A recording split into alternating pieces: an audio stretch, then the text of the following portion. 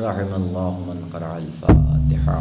بسم اللہ الحمد للہ رب العالمین الرحمن الرحیم مالک یوم الدین ایاک نعبد و ایاک نستعین اہدنا الصراط المستقیم صراط الذین غیر المغضوب علیہم ولا الضالین.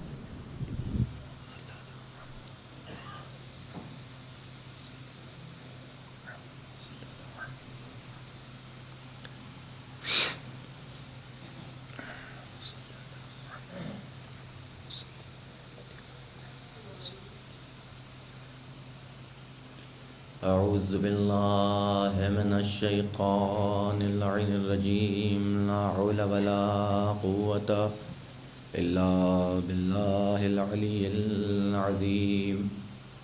بسم اللہ الرحمن الرحیم. الحمد للہ رب العالمین بارئ الخلائق اجمعین والصلاة والسلام علی اشرف الانبیاء والمرسلین صاحب العود والکوثر والتاج والمغفر والخطبۃ والمنبر والوجہ الانور والخد الاقمر والجبین الازہر والعصب الاطہر والنصب الاشہر النبی الامی المکی المدنی القرشی الہاشمی الابتعی الودی الطامی الحجازی العربی الرسول المسدد المصطفى الامجد المحمود الاحمد مولانا مولا الكونين جد الحسن والحسين بالقاسم محمد اللهم صل على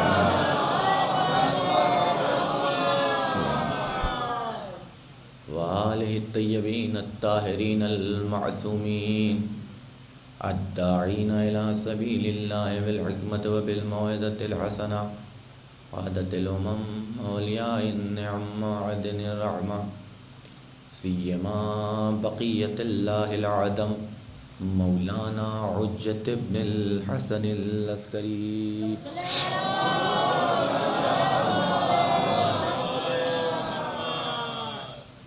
أما بعد فقد قال الله تعالى وتبارك في قرآن المجيد. بسم الله الرحمن الرحيم وجعلناهم أئمة يهدون بأمرنا وأوحينا إليهم فعل الخيرات وإقام الصلاة وإيتاء الزكاة وكانوا لنا عابدين.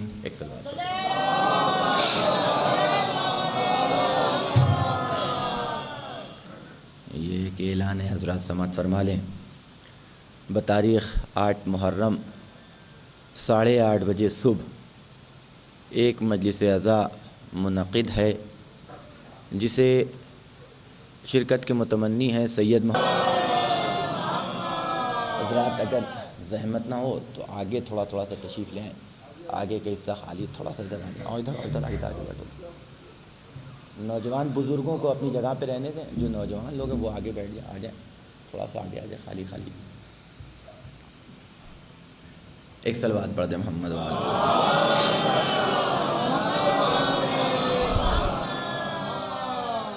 قرآن کی یہ آیہ کریمہ کہ جس میں خداوند عالم ارشاد فرما رہا ہے کہ ہم وہ ہیں کہ جنہوں نے تمہارے لیے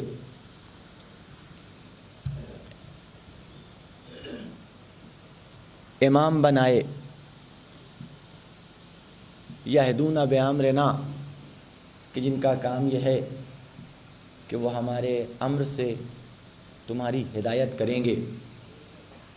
راستہ ہم نے بنایا ہے, ہدایت کا حکم ہم نے دیا ہے, تو راستے پہ چلانے والے کا انتظام کرنا یہ بھی ہماری ذمہ داری ہے. تمہاری ہدایت کے لیے ہادی کا انتظام کرنا یہ بھی ہمارا فریضہ ہے کہ تمہاری ضرورت کے اعتبار سے, تمہاری احتیاج کے اعتبار سے تمہارے لیے کچھ ایسے ہادی اس دنیا میں بنا کے بھیجوں کہ جو خود ہدایت کے محتاج نہ ہوں، جو خود بھی سیدھے راستے پہ رہیں اور تمہیں بھی سیدھے راستے پہ باقی رکھیں، تمہاری ہدایت کریں۔ ہم نے تمہیں محتاج بنایا، ہم نے تمہیں ضرورت مند بنایا، تم چونکہ تمہارا خمیر مٹی سے اٹھایا گیا ہے، تو مٹی کی خاصیت ہے نیاز مندی، مٹی کی خصوصیت ہے احتیاج، تو چونکہ تمہارا خمیر مٹی سے اٹھا، لہذا ہر قدم پہ تم محتاج ہو، ہر قدم پہ تم ضرورت مند ہو۔ ہم نے تمہاری احتیاج اور ضرورت کو دیکھتے ہوئے تمہارے لیے بہتر سے بہتر ہادی کا انتظام کیا، اور ہادی بھی ایک طرح کا نہیں، دو طرح کی ہدایت کا انتظام، ایک ظاہری ہادی، ایک باطنی ہدایت کرنے والا۔ باطنی ہدایت کرنے والے کو عقل کہا جاتا ہے، ظاہری ہدایت کرنے والے کو نبی کہتے ہیں یا امام کہتے ہیں، اور ان دونوں کی ایک ساتھ ضرورت پڑتی ہے۔ اگر صرف عقل ہو تو انسان کے بہکنے کے چانسز رہتے ہیں، اس لیے کہ عقل پہ کبھی کبھی انسان کی ہوا و ہوس کا غلبہ ہو جاتا ہے، تو اگر ہوا و ہوس کا غلبہ ہو گیا، نتیجہ یہ ہوگا کہ عقل رہتے ہوئے بھی انسان غلط راستے پہ جا سکتا ہے۔ لہذا عقل کی ہدایت کے ساتھ ساتھ نبی اور امام کی ہدایت بھی ضروری ہے۔ لیکن اگر صرف نبی اور امام تمہاری ہدایت کے لیے موجود ہو، عقل تمہارے پاس نہ پائی جائے، تو بھی تمہارے لیے ہدایت بیکار ہے، تو بھی تمہارے لیے ہدایت۔ ہم نے تو ایسے انسان سے تکلیف ہی اٹھا دی ہے کہ جس کے پاس عقل نہ ہو وہ مکلف نہیں ہے، نہ اس کے لیے نماز ہے، نہ اس کے لیے روزہ ہے، نہیں، ان دونوں کا ساتھ میں ہونا ضروری ہے۔ یہ دو ہادی ہم نے تمہارے لیے مقرر کیے کہ ان سے ہدایت طلب کرو تو ہدایت پاؤ گے۔ دیکھو، ہم نے راستہ بنایا ہے کہ جسے نام دیا ہے صراط مستقیم کا۔ ایک راستہ ہوتا تو ہادی کی ضرورت نہ پڑتی، لیکن اس نقال دنیا نے اس صراط مستقیم جیسے نہ جانے کتنے راستے بنا ڈالے کہ اگر تم اپنی ظاہری آنکھوں سے دیکھو گے تو سارے راستے ایک جیسے لگیں گے، ایسا محسوس ہوگا کہ سب صراط مستقیم ہیں۔ لہذا ہم نے انتظام کیا کہ ایک ایسا جائے اور جا کے تمہیں بتا سکے کہ دیکھو صراط مستقیم کیا ہے اور صراط غیر مستقیم کسے کہتے ہیں، جنت میں لے جانے والا راستہ کون سا ہے، جہنم تک پہنچانے والا راستہ کون سا ہے۔ ایک صلوات پڑھ دے محمد و آل محمد۔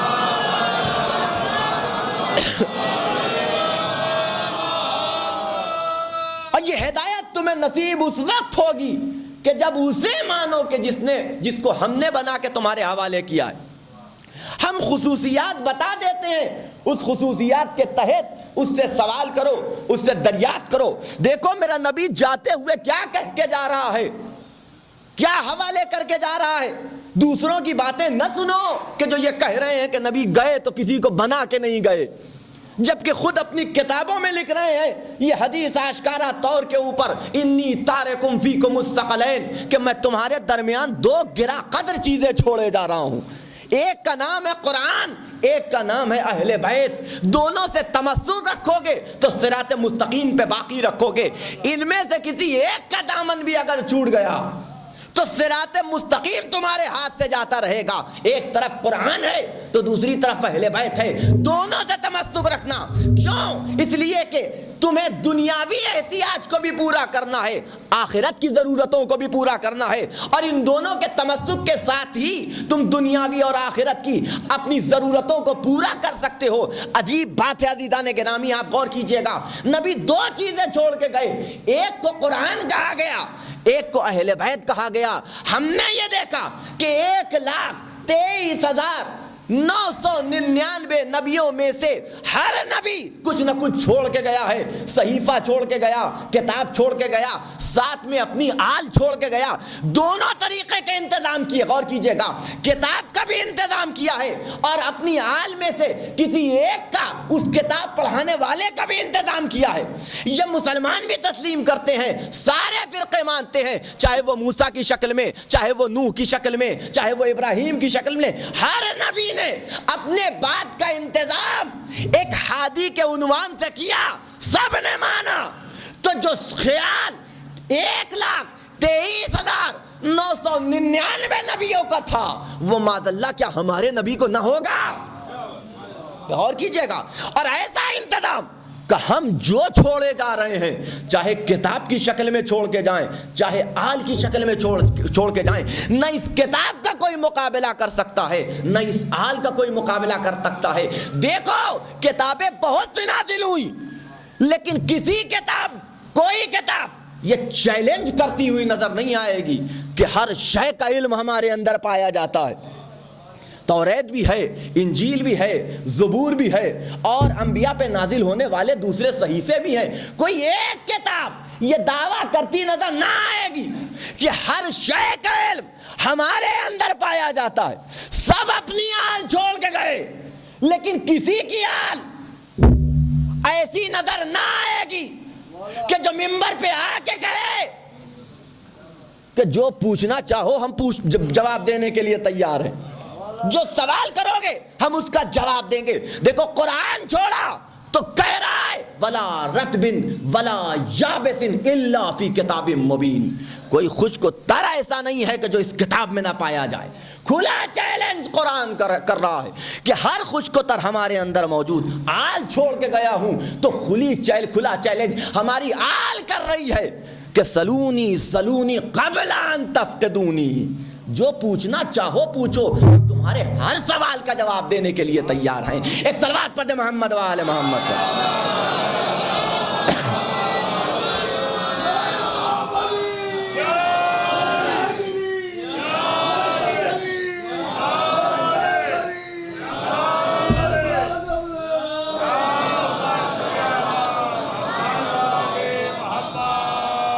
یاد رکھیے گا عزیزان گرامی, جہالت ہو یا احتیاج دونوں سوال کرنے سے پوری ہوتی ہیں. چاہے جہالت ہو یا حاجتیں, جب تک سوال نہ کیا جائے نہ سوال کا جواب ملے گا نہ ضرورتیں پوری ہوں گی.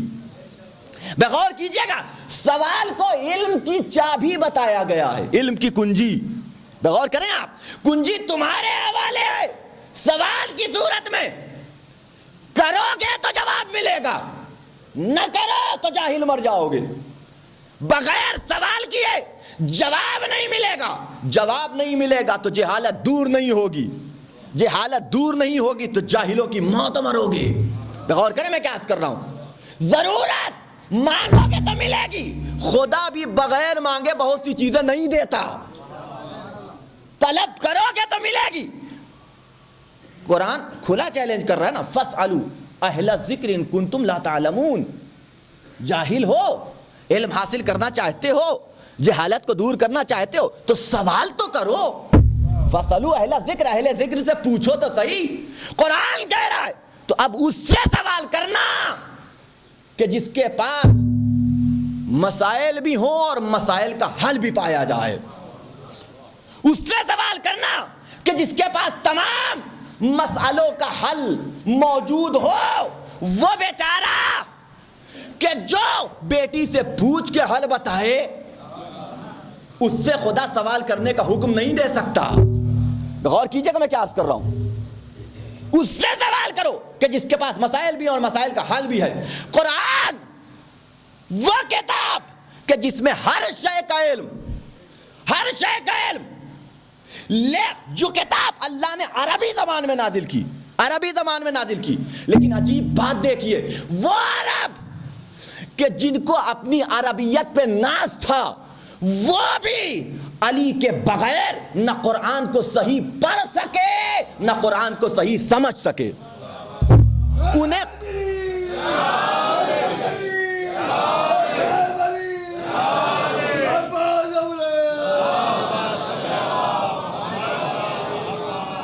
انہیں قرآن کو صحیح پڑھنے کے لیے بھی علی کی ضرورت پڑی، قرآن کو سمجھنے کے لیے بھی علی ابن ابی طالب کی ضرورت پڑی۔ عزیزان گرامی، یہ جملہ میں بلا وجہ نہیں کہہ رہا ہوں، قرآن سب کے ہاتھ میں، ہر گھر میں موجود ہے، ہر ایک جھوم جھوم کے قرآن کی تلاوتیں کر رہا ہے، لیکن ہم نے یہ دیکھا کہ جتنا استفادہ اور جتنا فائدہ قرآن سے اٹھانا چاہیے کوئی ایک اٹھاتا ہوا نظر نہیں آتا۔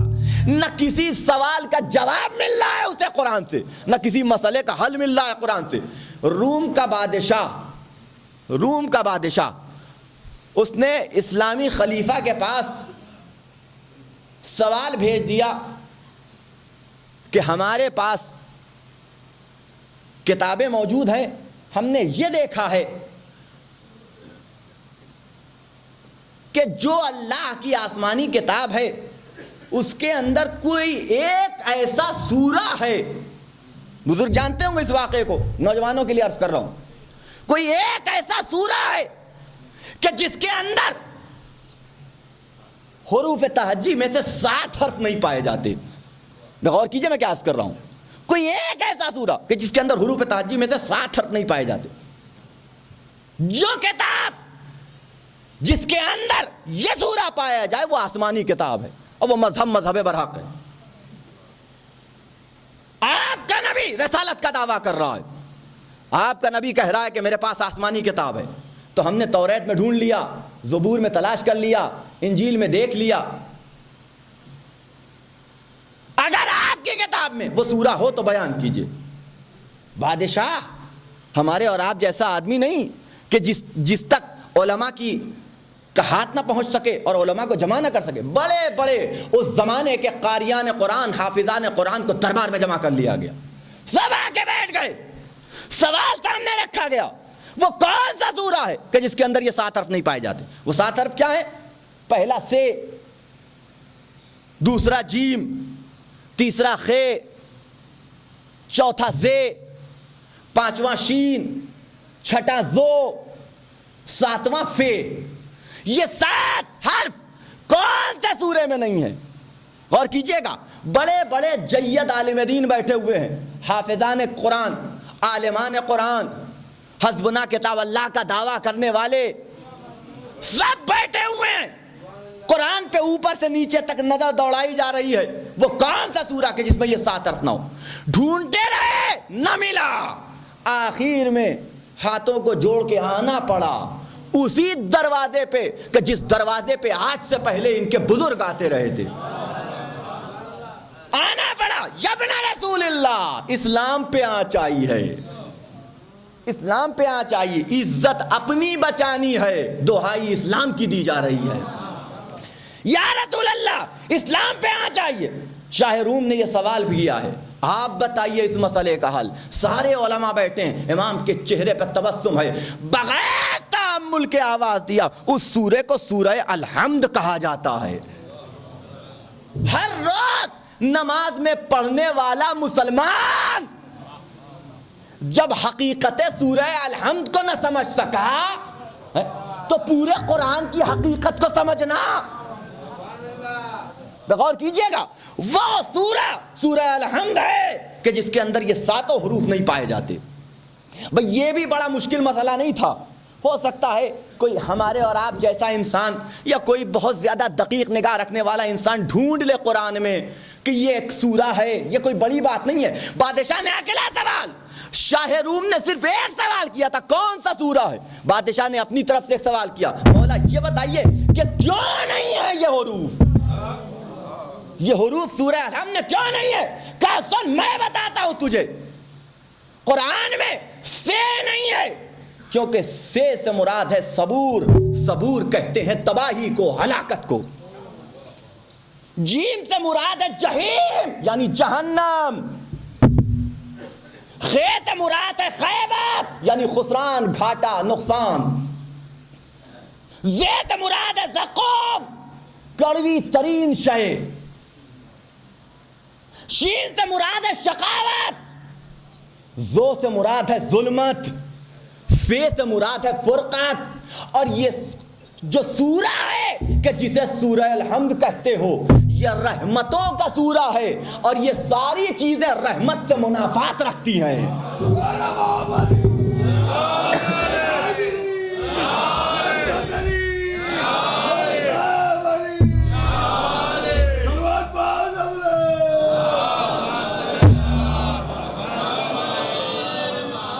اس سے بہتر انداز میں نعرہ صلوات حضرات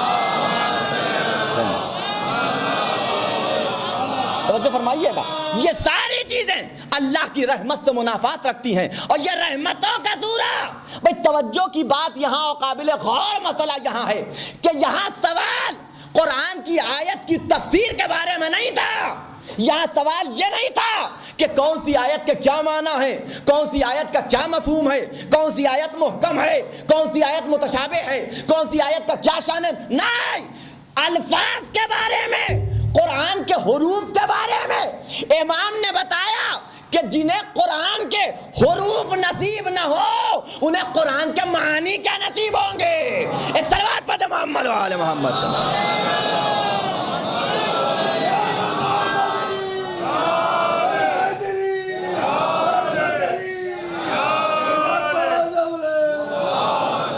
اور فرمایا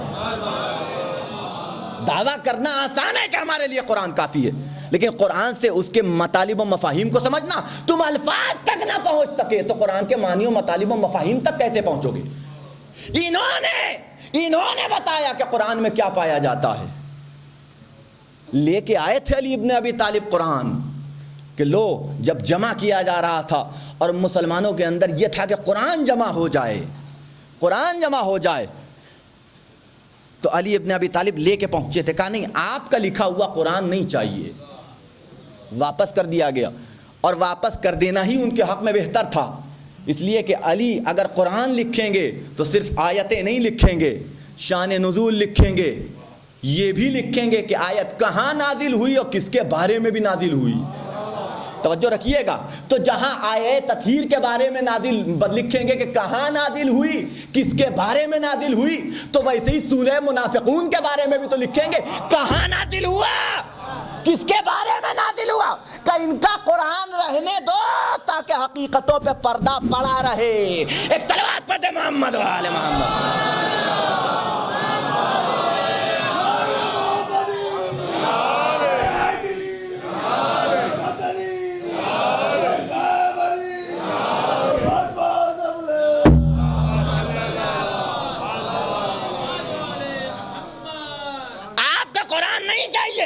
نتیجہ کیا ہے؟ قرآن پاس میں رکھنے کے باوجود، جھوم جھوم کے تلاوتیں کرنے کے باوجود، کسی ایک مسئلے کا حل بھی قرآن سے تلاش نہ کر سکے۔ کیسے کریں گے؟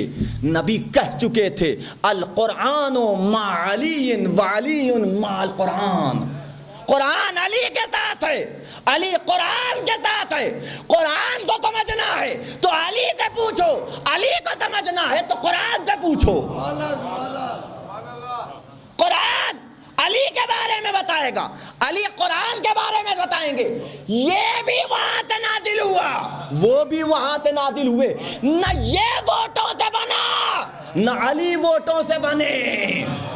قرآن ملا محمد الرسول اللہ سے، علی ملے بیت اللہ سے۔ اس کے بعد پڑھتے محمد و آل محمد پر۔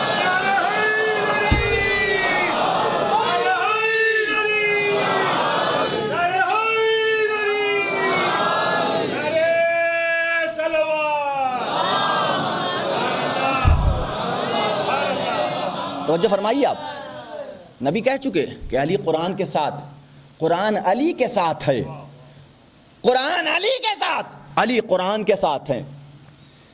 قرآن ان کے بارے میں بتائے گا، یہ قرآن کے بارے میں بتائیں گے۔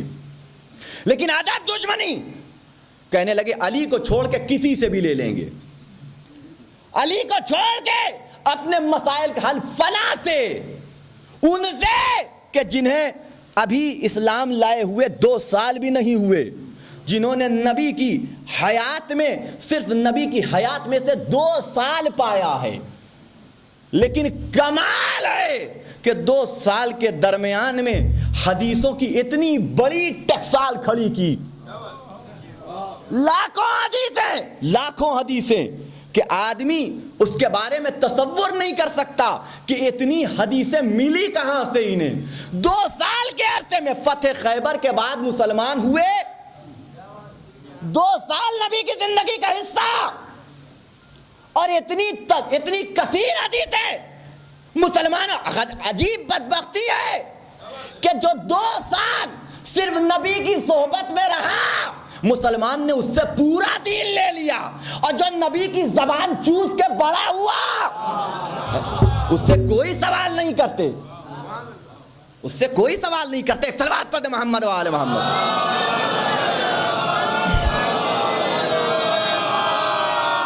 اس سے بہتر انداز میں حضرات نعرہ صلوات.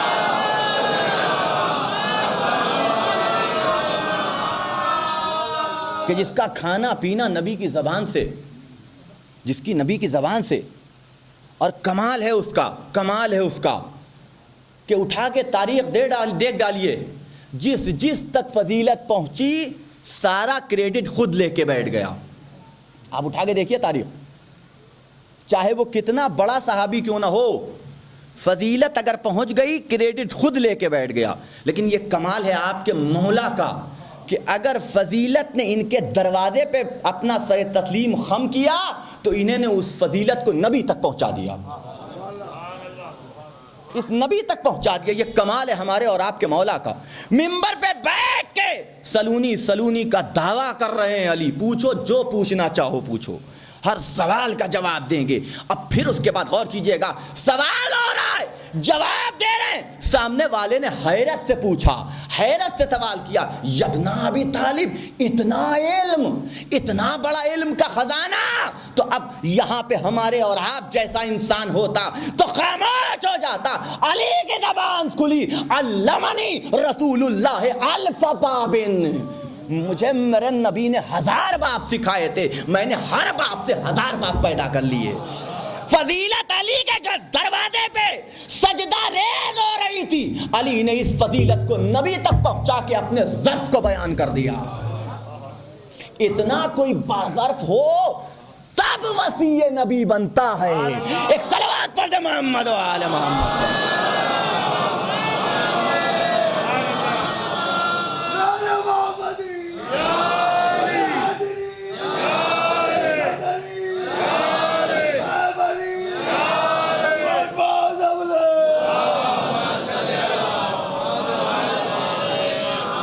غور فرمائیں آپ, فضیلت علی کے دروازے پہ سجدہ ریز ہو رہی ہے. اور آپ کی خدمت میں ایک بات, عجیب بات عرض کر دوں. دیکھیے بات آئی ہے تو الکلام یجر الکلام, بات سے بات نکلتی ہے. یقین جانیے گا, ہم ہوں چاہے آپ ہوں, اکثریت ایسی ہے کہ جو اپنے بزرگوں کے کریڈٹ پہ زندگی بسر کرتی ہے. چاہے ہم ہوں چاہے آپ ہوں, غور کیجئے گا میں کیا عرض کر رہا ہوں, چاہے ہم ہوں چاہے آپ ہوں, ہم اپنے بزرگوں کے کریڈٹ پہ زندگی بسر کرتے ہیں. یعنی کیا مطلب کہ جب بھی کہیں مجلس میں پہنچے, نا آشنا مجمع ہے تو اپنے سے اپنے کو نہیں پہچنوائیں گے, اپنے باپ سے اپنا تعارف پیش کریں گے یا اپنے دادا سے اپنا تعارف پیش کریں گے. غور کیجئے گا ہے کہ نہیں ہے بھائی, آپ کون, فلاں صاحب کے صاحبزادے, فلاں صاحب کے پوتے, فلاں خاندان سے تعلق رکھنے والے. اگر خاندان بڑا ہے تو دور کی بھی رشتہ داری ہے تو گنوائیں گے ضرور, اور اگر خاندان چھوٹا ہے تو بہت نزدیک بھی ہو تو بیان نہ کریں گے. غور فرمائیں, اب یہ فطرت ہے ہماری. بھئی آپ کون, کہ فلاں خاندان کے ماموزات, پھپھا کے چچازاد, خالو, لمبا رشتہ کہ جس کا سمجھنا مشکل ہو جائے اسے بھی بیان کریں گے کیونکہ فضیلت مل رہی ہے. غور کیجئے گا, آپ کون, فلاں صاحب کے بیٹے, آپ کون, فلاں صاحب کے خاندان سے تعلق رکھنے والے. یاد رکھیے گا, جملہ میرا یاد رکھیے گا کہ آپ کا اپنے خاندان سے تعارف کروانا یہ ہنر نہیں ہے, عیب ہے. بغور کیجئے میں کیا عرض کر رہا ہوں, جملے کو میرا یاد رکھیے گا, میرے نوجوان بھی سنیں اور اسے ذہن نشین کر لیں کہ اپنا تعلق اپنے آباء و اجداد کے ذریعے سے کروانا یہ ہنر نہیں ہے. آپ کے ذہن میں جو سوال ہے ابھی اس کا بھی جواب دوں گا, مجھے پتا ہے کیا ذہن میں سوال چل رہا ہے. صلوات پڑھ دے محمد و آل محمد.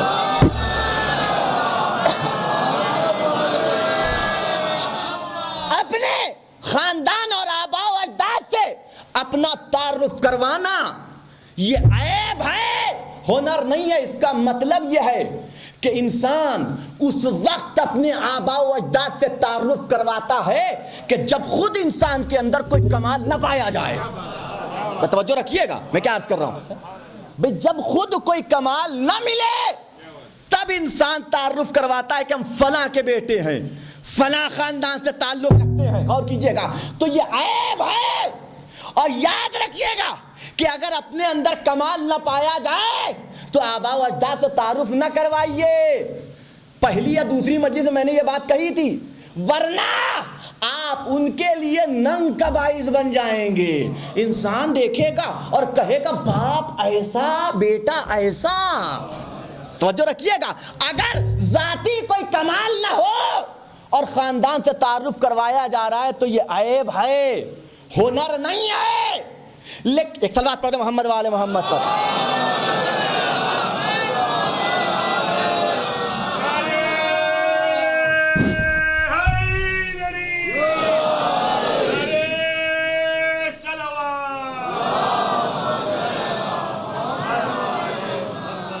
غور فرمانے آپ، اگر ذاتی کمال نہیں پایا جاتا تو خاندان سے تعارف کروانا یہ عیب ہے، ہنر نہیں ہے۔ اور اگر ذاتی کمال پایا جاتا ہے تو بتانا نہیں پڑتا کہ ہم کس خاندان سے تعلق رکھتے ہیں۔ غور کریں میں کیا کر رہا ہوں، اگر ذاتی کمال پایا جائے تو بتانا نہیں پڑتا کہ ہم کس کے بیٹے ہیں، ہم کس کے پوتے ہیں۔ سامنے والا صاحب بصیرت خود دیکھ کے سمجھ جاتا ہے کہ یہ کس خاندان سے تعلق رکھ سکتے ہیں۔ غور کیجئے گا، کس خاندان سے ان کا تعلق ہو سکتا ہے۔ بچہ ہے 10 سال یا 8 سال کا بچہ راستے پہ کھڑا ہوا ہے، بادشاہ کی سواری گزر رہی ہے، بادشاہ کی سواری گزر رہی ہے، اور بچے بھی تھے، بادشاہ کی سواری کو دیکھا بھاگ گئے، یہ کھڑا رہا، بادشاہ نے نوٹ کیا سب بھاگ گئے، یہ پورے اطمینان کے ساتھ ویسے ہی کھڑا ہے، رک گیا۔ یہ کمال ہے، یہ روب امامت ہے کہ بادشاہ کی سواری کو بھی دیکھ کے رکنا پڑتا ہے۔ رک گیا، کہا ساجدادے ذرا قریب تو آئیے، آئے تشریف لے آئے، سوال کیا سب بھاگ گئے، آپ کیوں نہ بھاگے؟ غور کیجئے گا، سارے بچے بھاگ گئے، آپ کیوں نہ بھاگے؟ امام کہہ سکتے تھے کیوں بھاگتا، علی کا پوتا ہوں۔ غور کریں میں کیا عرض کر رہا ہوں، نہیں توجہ رکھیے گا میں کہاں لے جا رہا ہوں آپ کو اور کیا بتانا چاہتا ہوں۔ امام کہہ سکتے تھے علی کا پوتا ہوں، علی رضا کا بیٹا ہوں، حسین کی اولاد ہوں، کیوں بھاگتا ہے؟ شجاعت تو میرے گھر کی میراث ہے، میرے گھر کی لونڈی کا نام ہے شجاعت، میں کیوں بھاگتا، میں تجھ سے ڈرتا ہوں، کہہ سکتے تھے۔ لیکن اگر یہ جملہ کہتے تو آباء و اجداد کی عظمت تو سمجھ میں آتی، امام کی عظمت نہ سمجھ میں آتی۔ امام نے جواب دیا کیوں بھاگتا، نہ راستہ اتنا تنگ تھا کہ تجھے جانے میں پریشانی ہو، توجہ رکھیے گا، نہ میں تیرا کوئی قصوروار تھا کہ تجھے دیکھ کے بھاگ جاتا، اور میرا حسن ظن یہ کہتا ہے کہ تو کسی بے قصور کو سزا نہیں دے سکتا۔ جواب سنا، مامون سمجھ گیا کہ یہ کس کی اولاد ہو سکتے، بس اطمینان کے لیے پوچھ لیا صاحبزادے آپ کس خاندان سے تعلق رکھتے ہیں؟ اب بتایا امام نے کہ میں خاندان رسالت کی فرد ہوں۔ فرق پہچانو اپنے اور ان کے درمیان میں، تم وہ ہو کہ جو اپنے آباء و اجداد سے پہچانے جاؤ، یہ وہ ہے کہ جن سے ان کے آباء و اجداد پہچانے جائیں۔ ایک صلوات پڑھ محمد وآل محمد پر۔ کمال دیکھیے آپ، بلکہ یہ بھی تو بتانا ہے کہ اولنا محمد، اوسطنا محمد، آخرنا محمد، کلنا محمد۔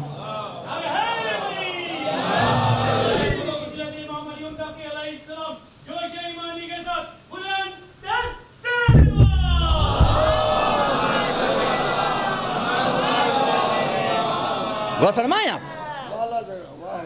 تو ہم وہ ہیں کہ جو آباء و اجداد سے پہچانے جاتے ہیں۔ میں نے عرض کیا نا، اب بات سمجھ میں آئی؟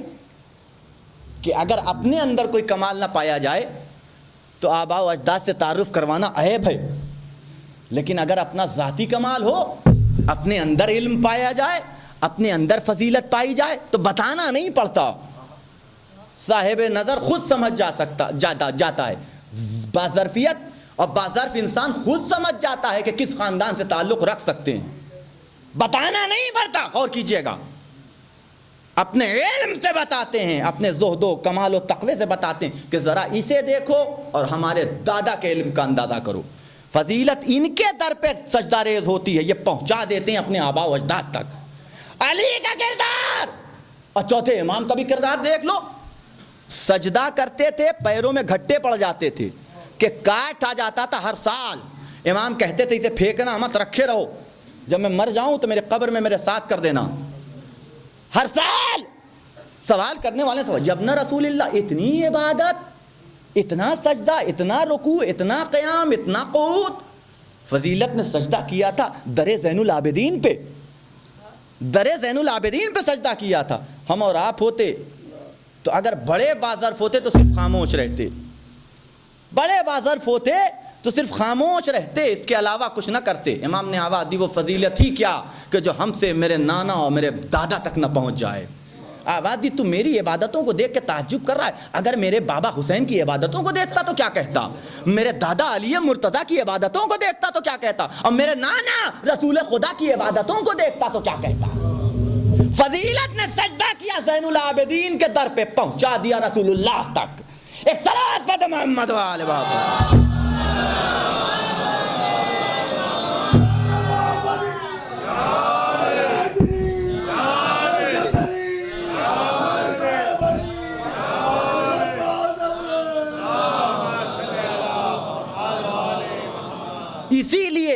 اسی لیے بہت سے علماء اگر کسی بڑے خاندان سے تعلق رکھتے ہیں، عالمانہ خاندان سے تعلق رکھتے ہیں، تو جلدی اپنا تعارف ان کے ذریعے سے نہیں کرواتے، اس لیے کہ شخصیت ختم ہو جائے گی۔ غور فرمائیے، اب انسان اسی نگاہ سے دیکھے گا، یہ نہیں دیکھے گا کہ یہ عقیل صاحب ہیں، بلکہ یہ دیکھے گا کہ کس خاندان سے تعلق رکھتے ہیں۔ فلاں کے بیٹے کے عنوان سے دیکھا جائے گا، فلاں کے پوتے کے عنوان سے دیکھا جائے گا۔ تو جو فرما رہے ہیں آپ، میں اپنی منزل کی طرف واپس آتا ہوں، تو فضیلت در علی پہ سجدہ ریز ہے۔ علی آواز دے رہے ہیں کہ مجھے رسول نے ایسے علم عطا کیا کہ جیسے ایک چڑیا اپنے بچے کو دانا چگاتی ہے۔ سلام علی ابن ابی طالب پہ مثال بھی دی تو پرندے سے مثال دی، ورنہ ماں بھی اپنے بچے کو دودھ پلاتی ہے، لیکن وہاں پہلے خود کھاتی ہے، وہ کھانا پیٹ میں جا کے شیر بن کے بچے میں منتقل ہوتا ہے، لیکن چڑیا وہ ہے، پرندہ وہ ہے کہ جو اپنی چونچ میں اٹھاتا ہے، بچے کے منہ میں رکھ دیتا ہے۔ اب سمجھ میں آیا کہ انہیں معدن حکمت کیوں کہا گیا، معدن نبوت کیوں کہا گیا۔ ایک صلوات پڑھ محمد و آل محمد۔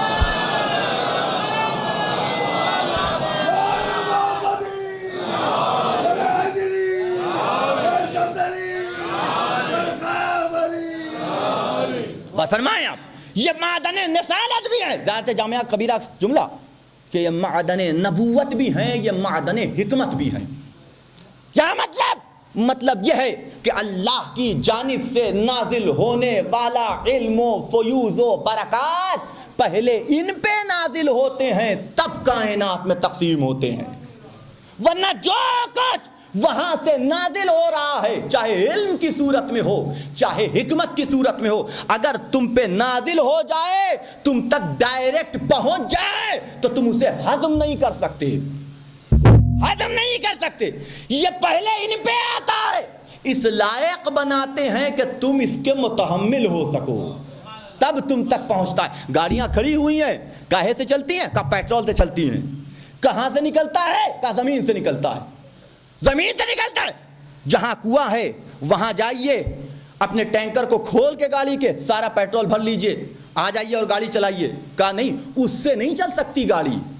کہا کیوں؟ کہا وہ خالص تیل ہے، خالص آئل ہے، وہ اگر ہماری گاڑی میں پہنچ جائے تو انجن اس کا متحمل نہیں ہو سکتا، بیٹھ جائے گا۔ غور کریں میں کیا کر رہا ہوں کہ پھر کا تیل وہاں سے نکالا جائے گا، ریفائنری میں جائے گا، وہاں اس کی ریفائنری ہوگی، تب اس لائق بنے گا کہ ہماری گاڑی تک پہنچ سکے۔ غور کریں عزیزان گرامی، اللہ کے یہاں سے علوم معارف نازل ہوتے ہیں، ڈائریکٹ تم تک پہنچ جائیں تو برداشت نہیں کر سکتے۔ پہلے اہل بیت تک وہ اس لائق بناتے ہیں کہ تمہارے سمجھ میں آ سکے، تم اس کی ظرفیت کو قبول کر سکو، اس کے لیے ضرب بن سکو۔ اگر یہ نہ ہو تو اس خزانے کو تم تک کوئی پہنچانے والا نہ ہو۔ ایک صلوات پڑھ دے محمد و آل محمد پر۔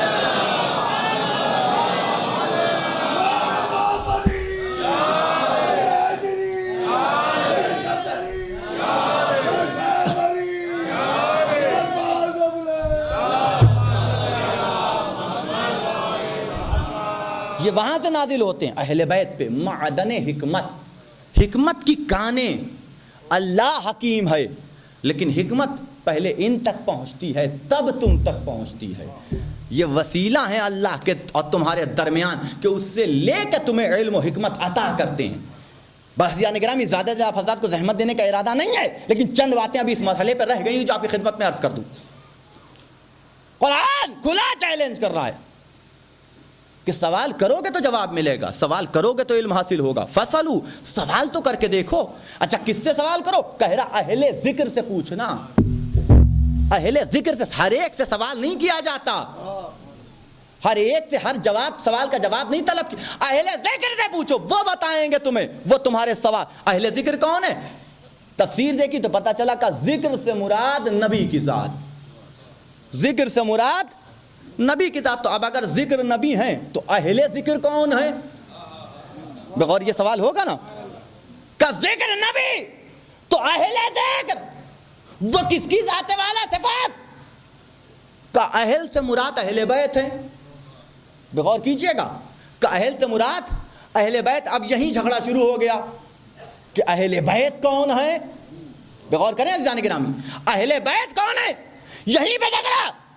بھئی اہل بیت ہونے کے میں نے عرض کیا نا کہ رشتہ داری اگر فضیلت کا باعث ہو تو دور سے بھی جوڑی جاتی ہے، اور اگر فضیلت کی باعث نہ ہو تو کتنے قریبی رشتہ دار ہوں کیوں نہ ہو، قبول کرنے کے لیے تیار نہیں ہوتے کہ یہ ہمارے رشتہ دار ہیں، کوشش کرتے کسی صورت سے ان کا نام نہ آئے۔ غور فرمائیں آپ، کیوں؟ اس لیے کہ ہمارے لیے ننگ کا باعث ہے، فضیلت کا باعث ہے، دور کی رشتہ داری۔ تو اب اہل ذکر یعنی اہل نبی کو، آل نبی کو ڈھونڈنا ہے، اہل بیت نبی کو تلاش کرنا ہے، تو ساری رشتہ داریاں جڑ گئی۔ کمال یہ نہیں ہے کہ تم نبی کو اپنا اہل بیت مانو، کمال یہ ہے کہ یہ دیکھو کہ نبی نے کسے اپنا اہل بیت کہا ہے۔ غور فرمائیں، یہ دو الگ الگ باتیں ہو گئیں۔ آپ کہتے رہیے کہ آپ ہمارے دوست ہیں، دعویٰ کرتے رہیے، اس وقت تک دوستی پہ مہر ثبت نہیں ہوگی جب تک کہ میں بھی نہ مان لوں۔ آپ رشتہ داری کا دعویٰ کرتے رہیں کہ ہم رشتہ دار ہیں، جب تک نبی رشتہ دار نہ مان لے۔ کہتے رہیے کہ نبی کی ایک بیٹی نہیں تھی، کئی بیٹیاں تھیں، اور اسی کے طفیل میں کسی کو ذو النورین بھی بنا بیٹھیے، لیکن کمال یہ نہیں ہے کہ آپ اپنے سے ذو النورین بن جائیں، کمال یہ ہے کہ نبی آپ کو نور مان لے۔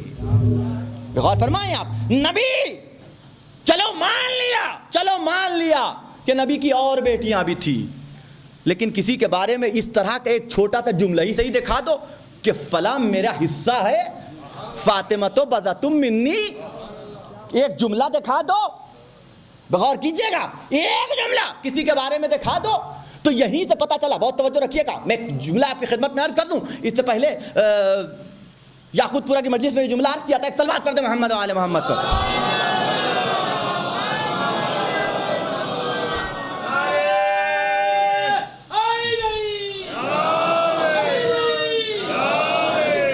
غور فرمائیں آپ، تمہارے کہہ دینے سے رشتہ داری پوری نہیں ہوتی جب تک کہ نبی نہ مان لیں کہ ہاں یہ میرا اہل بیت ہے، یہ میرا اہل بیت ہے۔ توجہ رکھیے گا، دو رشتہ داریاں ہیں نبی کی، ایک خود نبی کی ذات سے، ایک نبی کی نبوت سے۔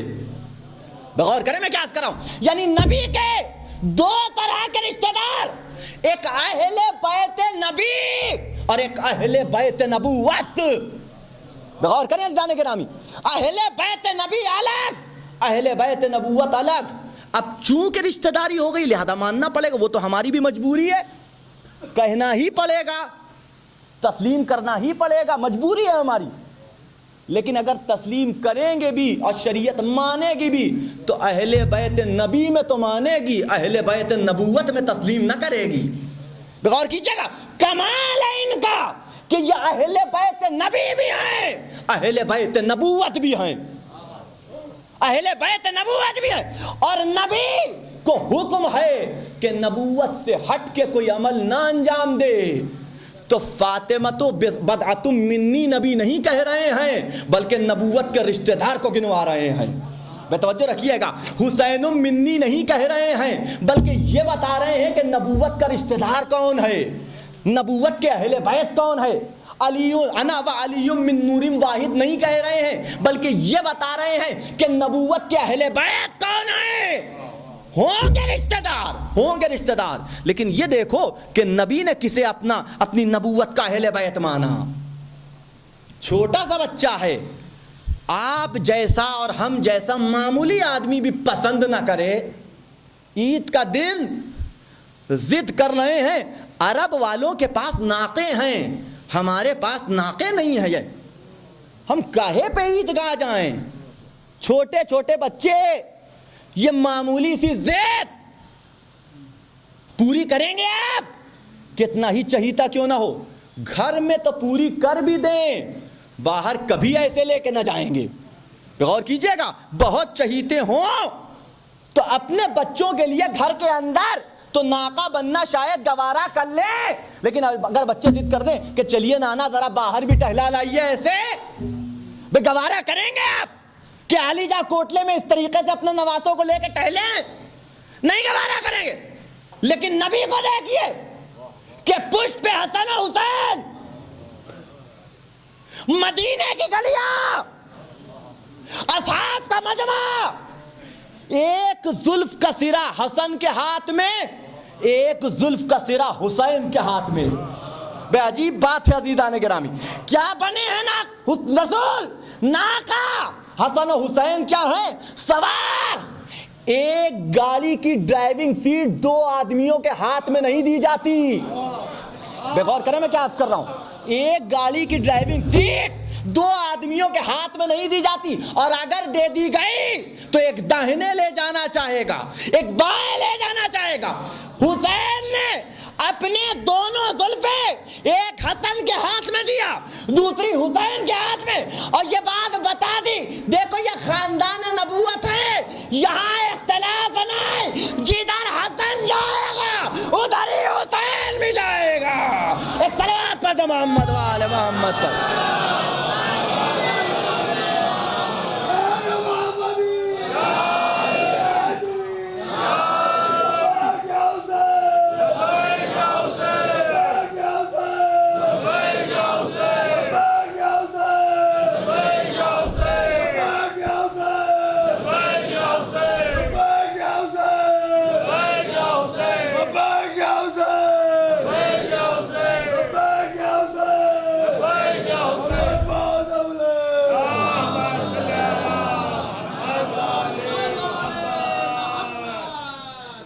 فرما رہے ہیں آپ, یہ ناز برداریاں کہو کہ یہ نانا اور نواسے کی محبت ہے, اور اگر ہے تو اس کی مثال کہیں اور بھی تو دکھاؤ تب تو مانے کہ اس سے پہلے یا اس کے بعد یا کبھی کسی نانا کسی نواسے نے ایسی خواہش کی ہو اور کسی چہیتے نانا نے اس نواسے کی خواہش کو پورا کیا ہو.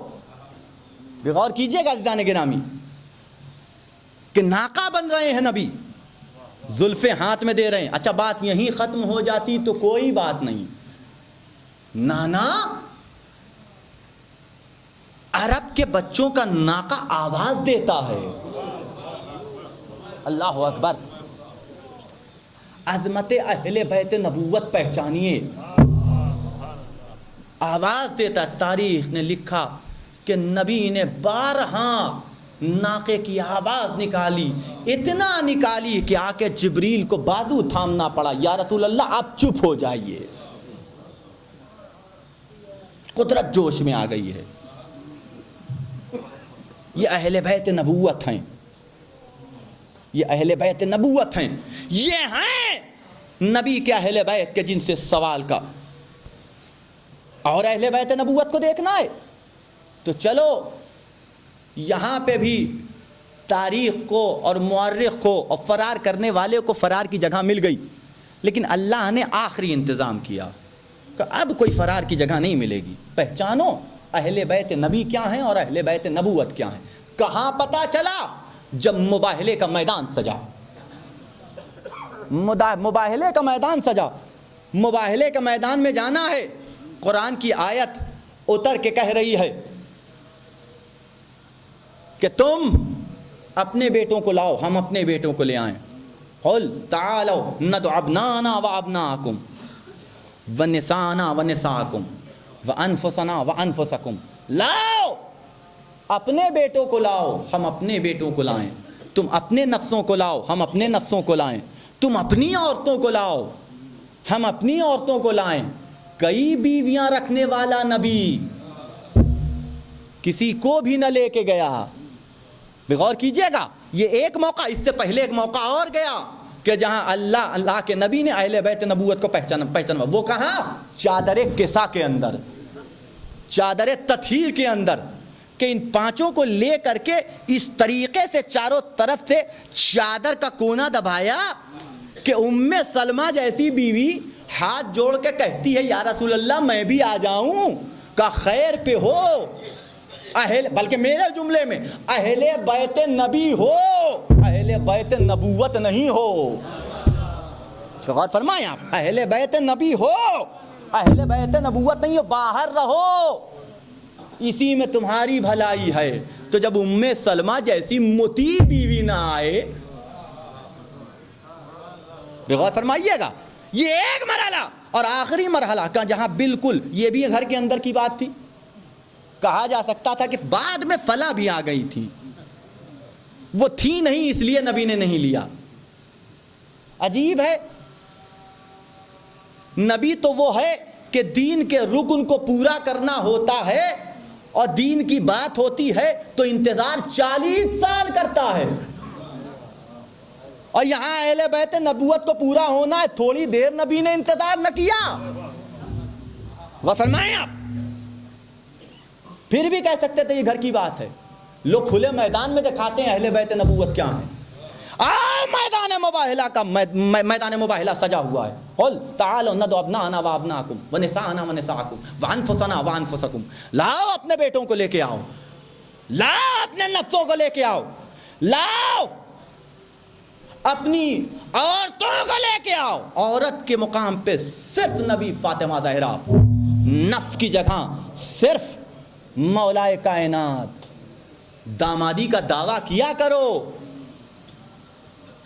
کہ علی سے تو ایک ہی بیٹی کی شادی ہوئی تھی، فلاں سے 2 بیٹیوں کی شادی ہوئی، ایک بیٹی سے شادی کر کے علی اتنے بافضیلت، تو 2 بیٹیوں سے شادی کرنے کے بعد کیا کرو، لیکن یہ تو دیکھو کہ نبی کسے اپنا نفس مان رہے ہیں۔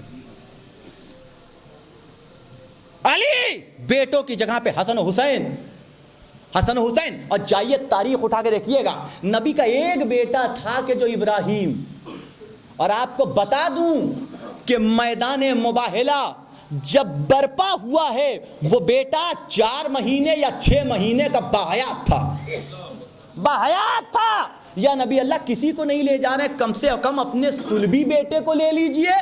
نبی جواب دیں گے اہل بیت نبی ہے، اہل بیت نبوت نہیں ہے۔ سوچو جب اہل بیت نبوت میں نبی کا صلبی بیٹا نہ آ سکے تو باہر سے رشتہ جوڑنے والے، ایک صلوات پڑھتے محمد و آل محمد پر۔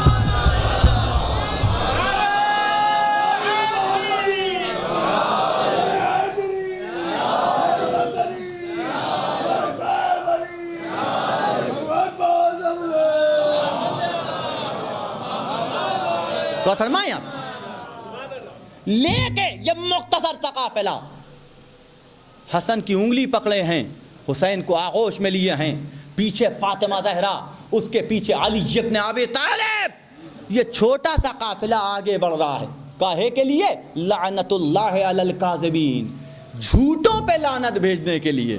بڑا سخت مرحلہ ہے عزیزان گرامی، جھوٹوں پہ، کاذبین کی لفظ رکھی ہے، جھوٹوں پہ لعنت۔ اب یہ جھوٹے کسے کہتے ہیں اور سچے کسے کہتے ہیں؟ یعنی کیا مطلب؟ جن پہ لعنت ہو جائے وہ جھوٹے، جو جن پہ لعنت نہ ہو وہ صادقین، ہے کہ نہیں ہے؟ تو صادق کسے کہا جاتا ہے؟ مجھے یہ بھی بتا دی کہ صادق کسے کہتے ہیں، سچا کسے کہا جاتا ہے؟ یہ تو چھوٹی سی تعریف ہوئی صاحب، یہ تعریف تھوڑی ہوئی، یہ تعریف کا ایک جز ہوا کہ جس کی زبان سے کبھی کوئی جھوٹ نہ سنا گیا ہو اسے کہیں گے صادق۔ غور فرمائیے گا، لیکن بتاؤں میں، شریعت کی نگاہ میں اسے صادق نہیں کہتے کہ جو صرف جھوٹ نہ بولے، بلکہ اگر کوئی کبھی جھوٹ نہ بولے تو اسے کہیں گے قول کا صادق۔ توجہ رکھیے گا، قول کا صادق۔ اور بہت سے ایسے سچ بولنے والے مل جائیں گے کہ جن کے کردار میں جھوٹ پایا جاتا ہے، جن کی رفتار میں جھوٹ پایا جاتا ہے۔ توجہ رکھیے گا، صادق یعنی کیا مطلب؟ نہ زبان چلے تو جھوٹ کا کوئی شائبہ، نہ کردار میں کہیں جھوٹ کا کوئی گزر بسر، نہ کردار میں کہیں جھوٹ کا کوئی شائبہ، ایسا ہو تب اسے صادق کہا جائے گا۔ تو میدان مباہلہ نہیں ہے، بلکہ اہل بیت کی رفتار کی ضمانت، اہل بیت کی گفتار کی ضمانت، اہل بیت کے کردار کی ضمانت ہے۔ میدان مباہلہ نہیں ہے، ہر اعتبار سے ضمانت لی جا رہی، لے کے پہنچے۔ توجہ رکھیے گا، یہی بس میری گفتگو ختم ہو گئی، یہی وہ مقام ہے کہ جس پہ ہمارے اور آپ کے ساتویں امام موسی کاظم نے فخر کیا ہے۔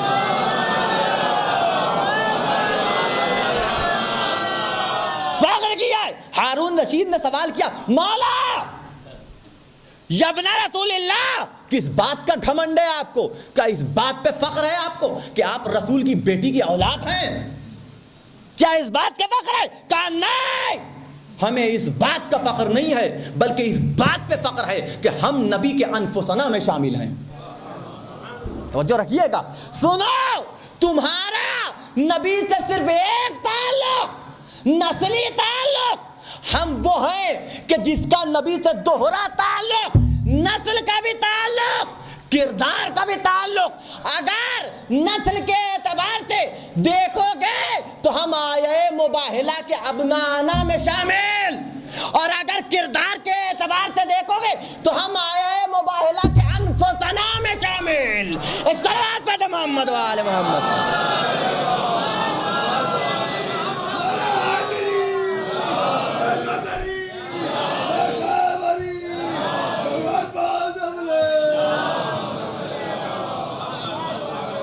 اہل بیت نبوت پورے ہو رہے ہیں، یہ ہیں اہل نبی کے۔ فاسألوا اہل الذکر، ان سے سوال کرو، یہ تمہیں بتائیں گے، یہ تمہیں بتائیں گے، ان سے سوال کرو، ہر سوال کا جواب یہ تمہیں دیں گے۔ بس میری گفتگو ختم ہو گئی یہیں پہ۔ دشمنی انہیں اہل بیت نبی سے نہیں تھی، اہل بیت نبوت سے تھی، کہ ہر فضیلت کے مالک بن بیٹھے۔ آج 6 محرم ہو چکی ہے،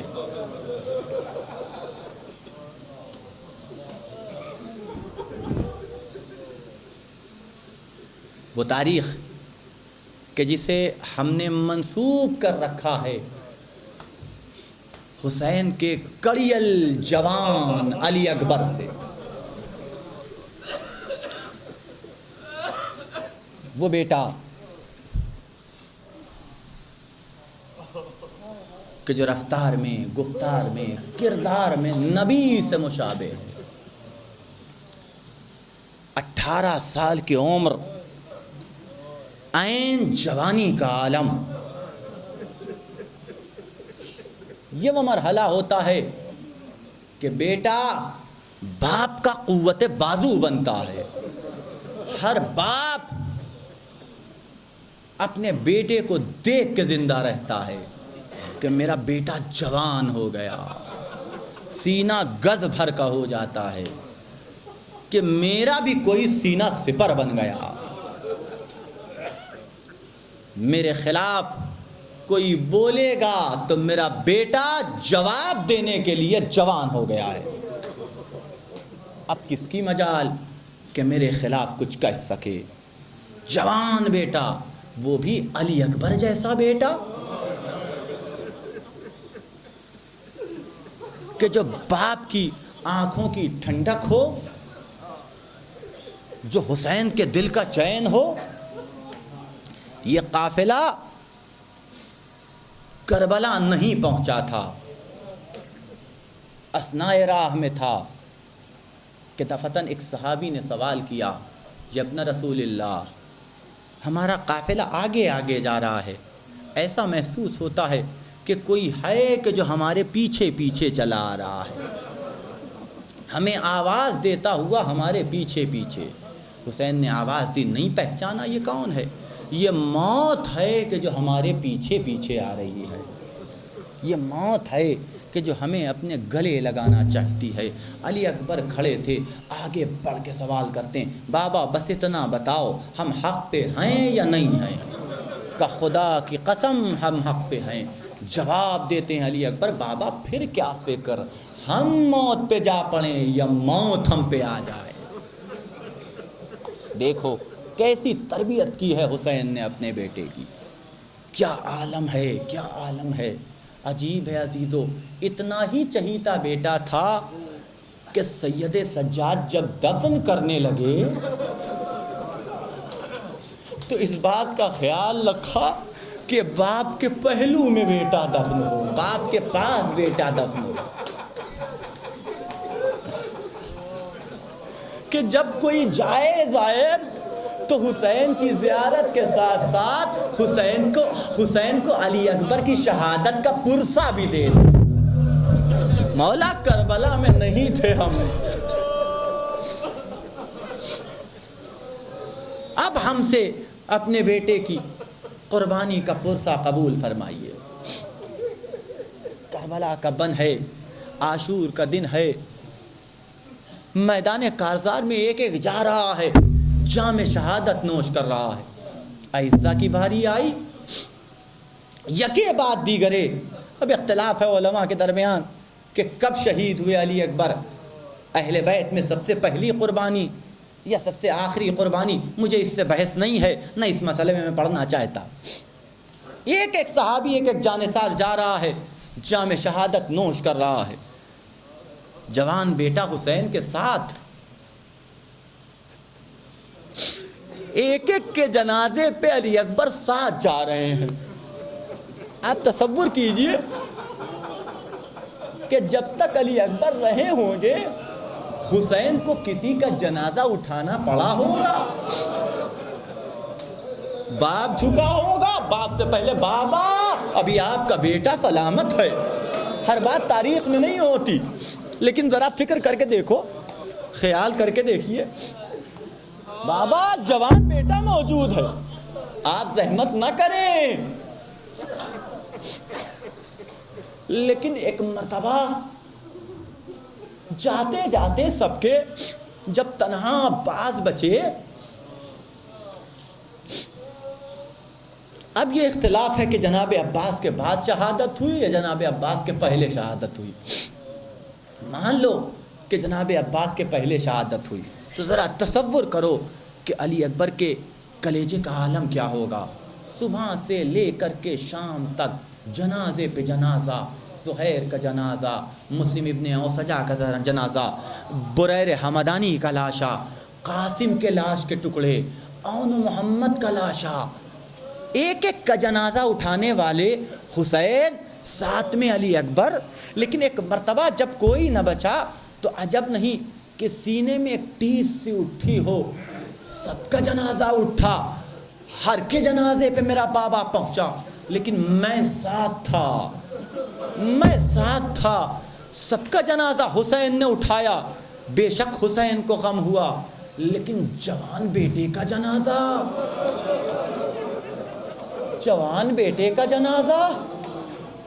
तड़प के हुसैन आगे, अली अकबर आगे बढ़े, ए बाबा मुझे मरने की इजाज़त दे दो।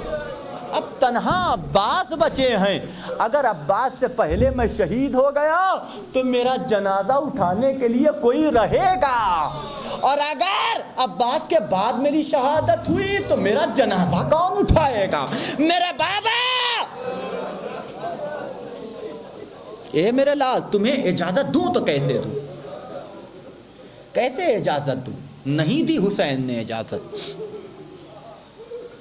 अब्बास की शहादत हो गई, बाजू काट दिए गए।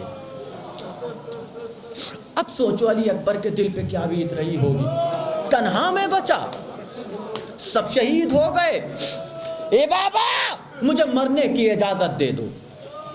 ए मेरे लाल, तुम्हें तुम्हारी फूफी ने पाला है। लो अजीजो, सुन सको तो सुनो, सुन सको तो सुनो।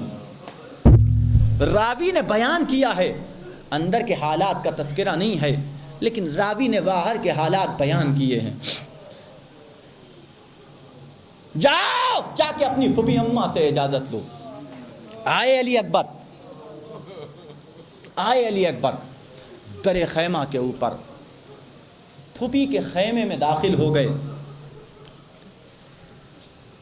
हाथों को जोड़ के बैठ गए। ए फूफी अम्मा, अली अकबर ने आज तक आपसे कुछ ना मांगा।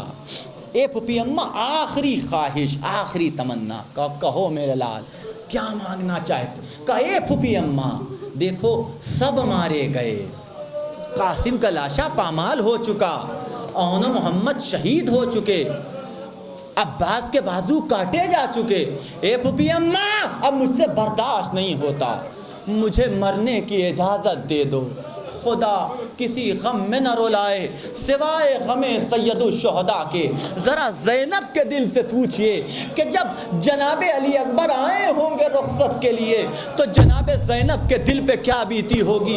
अजब नहीं कि आवाज़ दियो, ए मेरे लाल, फूफी की तमन्ना थी कि तुम्हारे माथे पे सेहरा देखो, ख्वाहिश थी कि तुम्हारी दुल्हन ब्याह के मेरे घर में आए। ए मेरे लाल, मुझे नहीं मालूम था कि तुम्हें मरने की इजाजत देनी पड़ेगी। ए फूफी अम्मा, बाबा की मुसीबतें देखी नहीं जाती। ए फूफी अम्मा, अब बर्दाश्त नहीं होता, लो दीदो, लो दीदो, इजाजत मिल गई। अब रावी की जबान से सुनो कि रावी क्या बयान करता है। कि मैंने ये देखा कि खानदान रिसालत से जो भी मैदान में मरने के लिए गया है, खैमे में आया है इजाजत लेने के लिए, बीवियों से मिलने के लिए, लेकिन सब मिलने आए, सबका अंदाज अलग था, लेकिन अली अकबर का अंदाज बड़ा अलग था।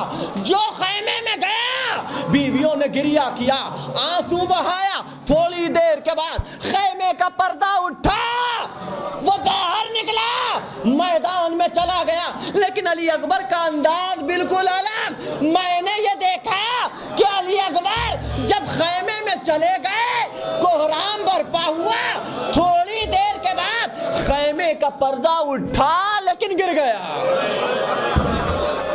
7 मरतबा या 9 मरतबा खैमे का पर्दा उठा है, खैमे का पर्दा गिर गया।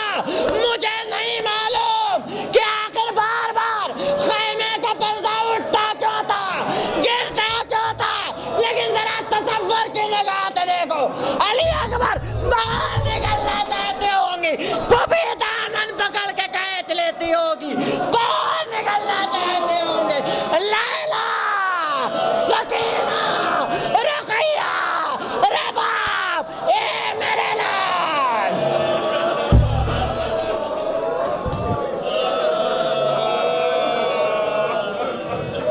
इजाजत मिली अली अकबर को, खैमे से बाहर निकले, चले मैदान की तरफ। अजीब अंदाज है, अजीब अंदाज है। हुसैन ने अपना अमामा कि जो रसूल का अमामा था सर पे रखा, रसूल की रिधा उड़ाई, रसूल की नालें नता की, रसूल के घोड़े पे सवार किया। आँखों से आंसू जारी हैं, आँखों से आंसू जारी हैं کتنی محبت کرتے تو حسین علی اکبر سے. اس کا اندازہ لگاؤ کہ بیٹے کو گھوڑے پہ بٹھایا, علی اکبر آگے آگے چلے, تھوڑی دور گئے ہوں گے تو محسوس کیا کہ کوئی پیچھے آ رہا ہے. پلٹ کے دیکھا تو بوڑھا باپ گرتا پڑتا بیٹے کے پیچھے چلا آ رہا ہے. گھوڑے سے نیچے کود پڑے, اے بابا آپ تو مجھے رخصت کر چکے تھے.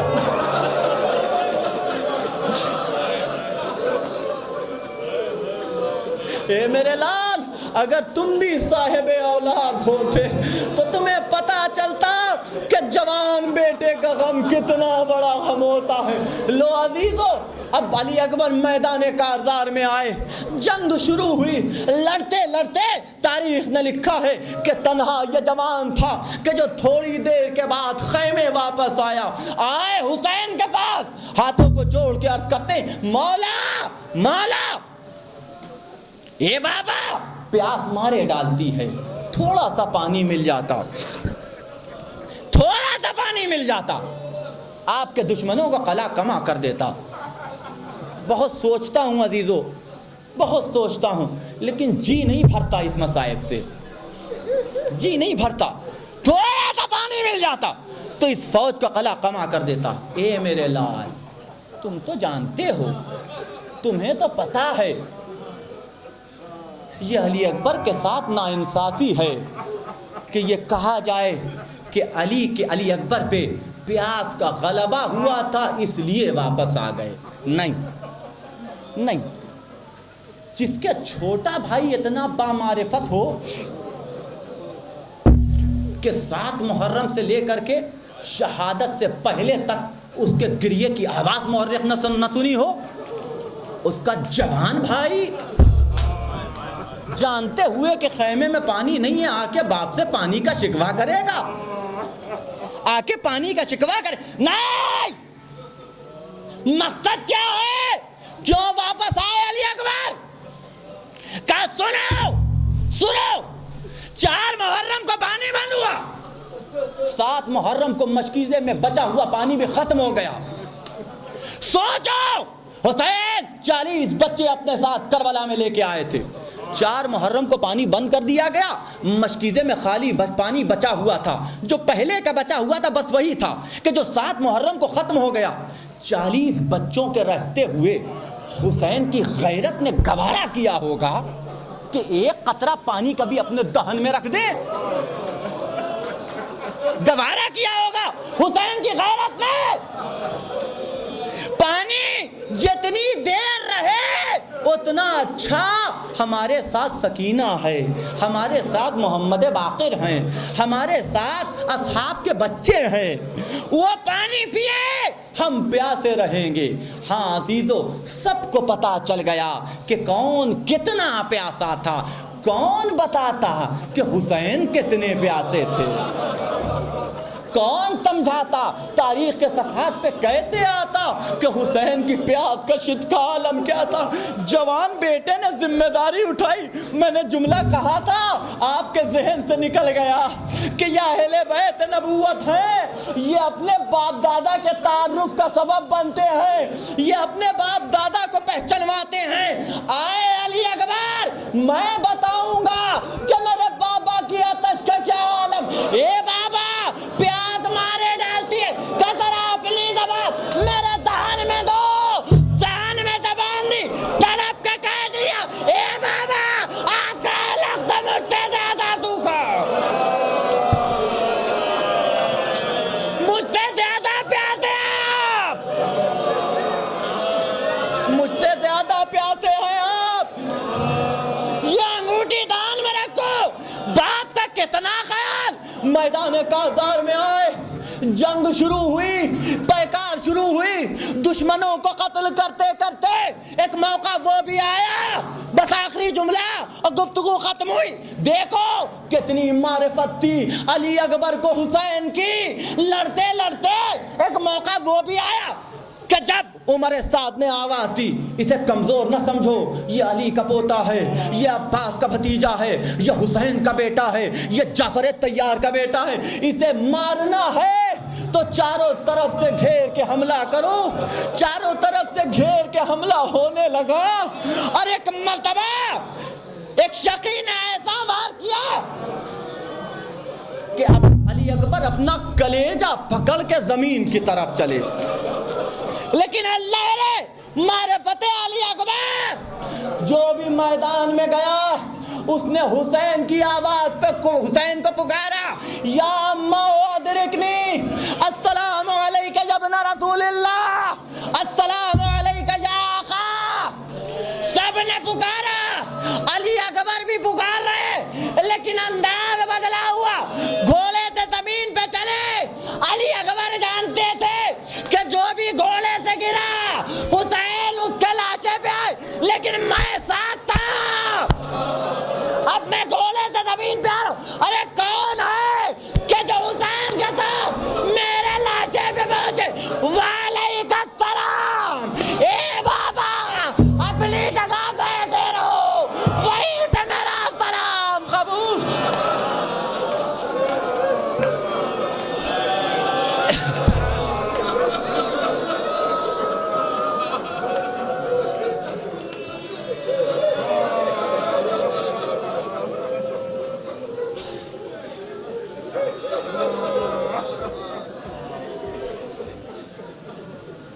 انا للہ و انا الیہ راجعون. فسيعلم الذين ظلموا أي منقلب ينقلبون. اللهم بحق محمد وأنت المحمود, وبحق علي وأنت الأعلى, وبحق فاطمة وأنت فاطر السماوات, وبحق الحسن وأنت المحسن, وبحق الحسين وأنت قديم الإحسان, وبحق أئمة التسعة الطاهرين من ذرية حسين عليه السلام. ربنا تقبل منا انك انت السميع العليم. ربنا آتنا في الدنيا حسنة وفي الآخرة حسنة وقنا عذاب النار. حضرات مسلسل دعائیں ہو رہی ہیں. آپ حضرات بھی آپ کے ذہن میں, آپ کے پڑوس میں, آپ کے اطراف میں, آپ کے شہر میں جو لوگ بھی مریض ہیں ان کی صحت, ان کی سلامتی کے لیے دعا فرمائیں کہ خداوند عالم ان کو شفائے کاملہ عطا فرمائے. نواب سعید شہریار صاحب وہ ہاسپٹلائز ہیں, ان کی صحت کے لیے دعا فرمائیں کہ اللہ انہیں صحت کاملہ عطا فرمائے. کاظم لالانی صاحب ان کے ہارٹ کا آپریشن ہوا ہے, ان کے لیے دعا فرمائیں کہ ان کو اللہ صحت دے. اور اس کے علاوہ جہاں جہاں مومنین ہیں, محبان حیدر کرار ہیں, خداوند عالم ان کو اپنے حفظ و امان میں رکھے, ان کو شفا عطا فرمائے, ان کی مشکلات و پریشانیوں کو دور فرمائے. اور آخری اور اہم ترین دعا کہ ہمارے آخری امام منتقم خون حسین امام زمانہ کے ظہور میں تعجیل فرمائے, اور جب وہ آئیں تو ہم کو ان کے اعوان و انصار میں شمار فرمائے. حضرات ایک مرتبہ سورہ فاتحہ اور 3 مرتبہ سورہ اخلاص کی تلاوت فرما کر نواب میر علی محمد خان شمشیر جنگ مرحوم, نواب میر حسین علی خان مرحوم, نواب میر محمد سعید خان مرحوم, نواب میر یشید علی خان مرحوم, نواب میر وحید علی خان مرحوم, نواب میر خورشید علی خان مرحوم, نواب میر علی محمد خان مجید, شمس الزکیہ حیدری بیگم مرحومہ, شاہجہاں بیگم مرحومہ, حفیظ النساء بیگم مرحومہ, اور جملہ مومن و مومنات کی روح کو ہدیہ فرما دیں.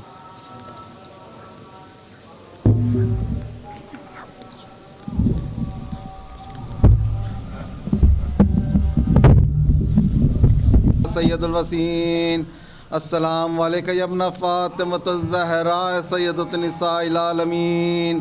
السلام علیکہ یا ابو الفضل عباس یا ابن امیر المومنین. السلام علیکم یا شہداء کربلا جمیعاً ورحمۃ اللہ وبرکاتہ. السلام علیکہ یا غریب الغرباء. السلام علیکہ یا معین الضعفاء الفقراء. السلطان ابو الحسن علی ابن موسیٰ رضا ورحمۃ اللہ وبرکاتہ.